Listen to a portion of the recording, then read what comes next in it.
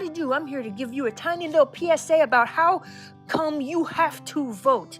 Now here's the deal, some people get real upset about it, and I know they're tired of being on Facebook and having people like Brad Pitt and celebrities tell you, hey, you gotta vote or you're a bad person, and you're like, you know what, the system's rigged, it don't even work, and we're all so divided, and my vote doesn't even count, and it's just as bad for me to vote for a Democrat as it is a Republican. Well, I'm gonna give you some food for thought. What if you was in a house and that house gets on fire?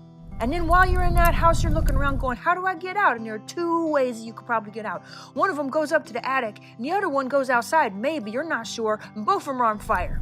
And while you're sitting there trying to contemplate this and figure out which one you're supposed to go out to, there's a guy who's in the kitchen, and he's like, hey, you know what? You don't even have to choose. And you're like, what are you talking about? And you're like, he goes, yeah, I'm going to sit in here and drink this glass of water. And you're going, why are you going to do that, buddy? And he goes, you know what? If I drink this glass of water, the water will become one with me, and then I won't even burn up. And you're like, oh, that's not even actual. And he goes, you know what else? Maybe we go back to the gold standard, and maybe we don't vaccinate our kids. Get away from that guy.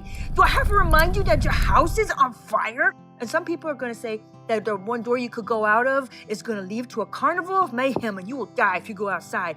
People say, hey, let's go up to the attic where it's not currently on fire, and we'll be all safe and warm, and maybe there's a treasure map up there. There's no treasure map. This isn't Goonies.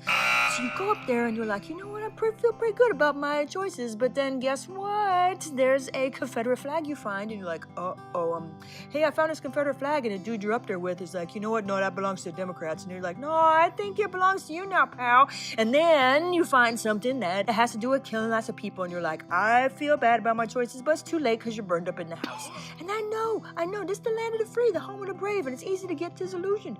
There are some people who are afraid but not brave, and there are some people who are brave but not free. And how is that fair? But guess what? Let's go back to on-fire choices. And what if you were to go through that fire and go outside and see that there is a group of people who is out there willing to help you, and maybe you can figure out, hey, what made the house get on fire? And maybe you make it bigger and better, and it has a garage with a Corvette in it, and the house has a Jets Pizza in the basement. And that is how come you have to vote.